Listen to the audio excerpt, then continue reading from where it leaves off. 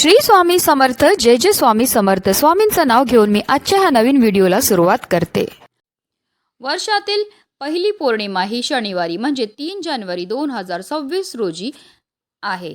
या पौर्णिमेला शाकंभरी पौर्णिमा असे म्हटले जाते.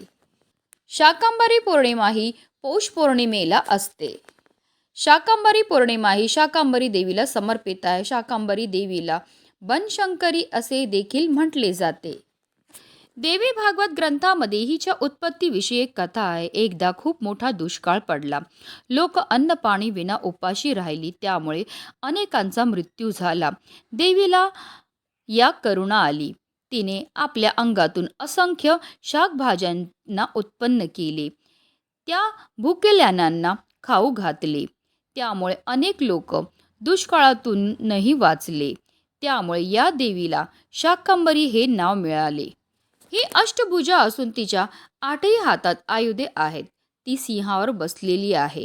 हिच्या पायाखालील 2 हत्ती आहेत.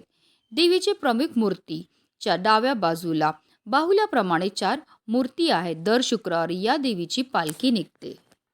पौष सप्तमीपासून पौष पौर्णिमेला शाकंभरी नवरात्र साजरी केली जाते. शाकंभरी देवीची पूजा करण्याबरोबरच जर आपण आपल्या परिसरात स्वतःच पालेभाज्या निर्माण करून त्या भोजनात वापरल्या तर त्यामुळे शाकंभरी देवी आपल्यावर प्रसन्न होते. हिंदू धर्मात पौष पौर्णिमेला विशेष धार्मिक महत्त्व आहे. या दिवशी स्नान, जप आणि दान केल्याने अक्षय पुण्याची प्राप्ती होते. या दिवशी आपण पांढऱ्या वस्तू दान करू शकतात. चंद्रदेव प्रसन्न होण्यासाठी तांदूळ, दूध, साखर, पांढरे कपडे आणि पांढरे चंदन दान करावे. तसेच कुंडलीतील चंद्रग्रह मजबूत करण्यासाठी चांदी आणि मोती दान करणे अत्यंत फलदायी मानले जाते. थंडीचा महिना असल्याने गरजू लोकांना गरम कपडे, ब्लँकेट, अन्न आणि फळाचे दान करावे.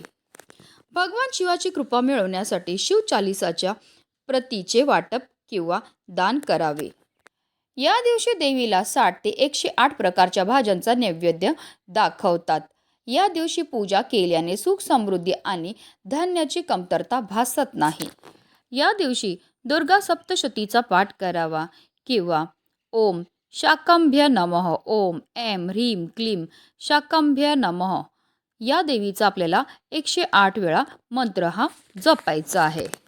धार्मिकदृष्ट्या हा दिवस अतिशय महत्त्वाचा असल्यामुळे या दिवशी काही प्रभावी उपाय आणि सेवा देखील केल्या जातात. आणि म्हणूनच शाकंभरी पौर्णिमेच्या दिवशी तुम्ही काही नाही केलं तरीही चालेल, पण आंघोळीच्या पाण्यामध्ये टाका ही एक वस्तू. ही वस्तू टाकल्यामुळे आपलं एक रात्रीतून आयुष्याचं सोनं तर होणारच आहे, पण आपलं 7 पिढ्यांचं दारिद्र्य नष्ट होऊन आपल्या संपूर्ण कुटुंबाची भरभरूनशी प्रगती होणार आहे. तर ती कोणती वस्तू टाकायची, कोणत्या वेळेत टाकायची त्याबद्दल सविस्तर आणि महत्त्वाची अशी माहिती मी तुम्हाला या व्हिडिओमध्ये देणार आहे. तर व्हिडिओ पूर्ण पहा आणि जर चॅनलवर नवीन असतील तर चॅनलला सबस्क्राईब करा आणि शेजारी बेल आयकॉन सुद्धा प्रेस करा.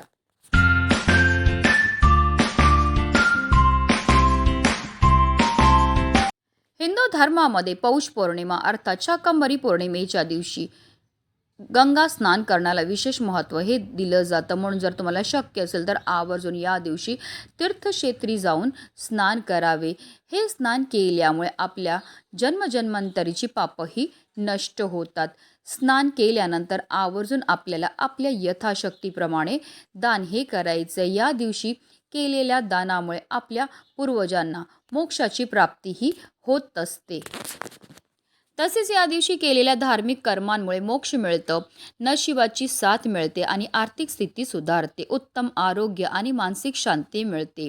दान, धर्म आणि सत्कर्म केल्याने पुण्य अनेक पटीने वाढते. या दिवशी गरजू आणि ब्राह्मणांना पिवळ्या वस्तू दान करणं शुभ मानलं जातं.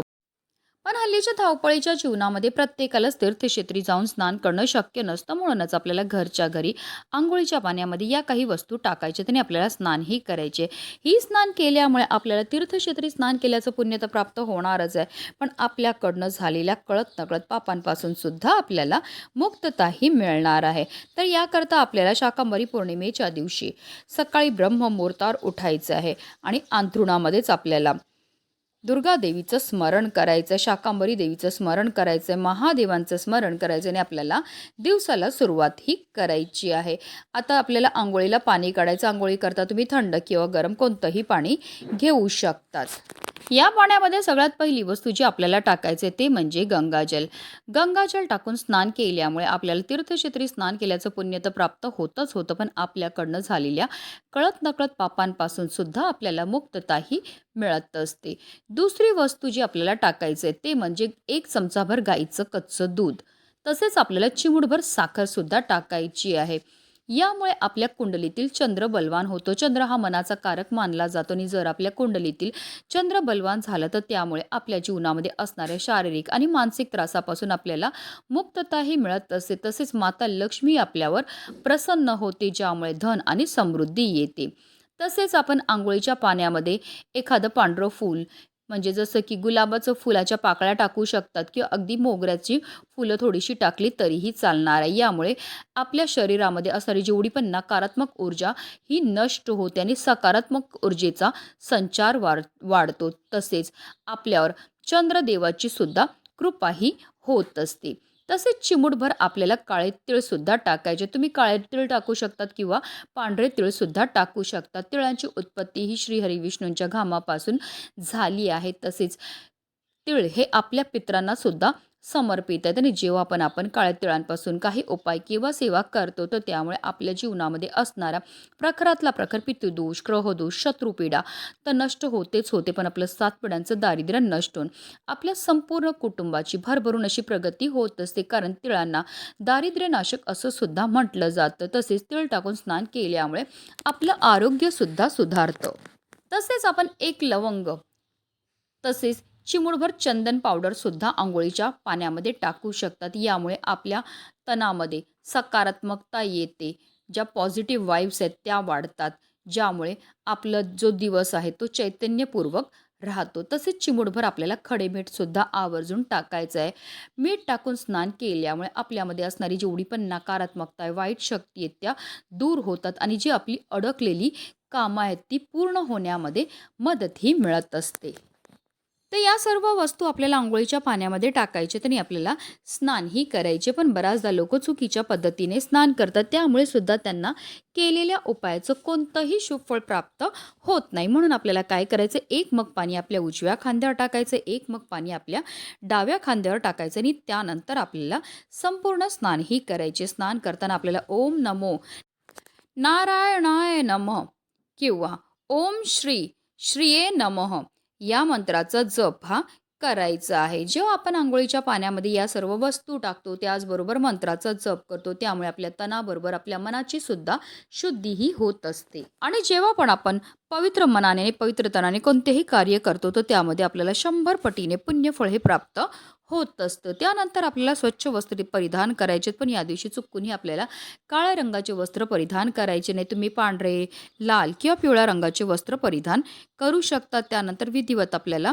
श्रीहरी विष्णू आणि माता लक्ष्मीची पूजाही करून घ्यायची. या उपायामुळे आरोग्य, धन आणि सुख समृद्धीची प्राप्ती होते. म्हणूनच व्हिडिओ जास्तीत जास्त लोकांपर्यंत शेअर करा, जेणेकरून प्रत्येकाच्या आयुष्याचं कल्याण हो, हीच मनामध्ये इच्छा.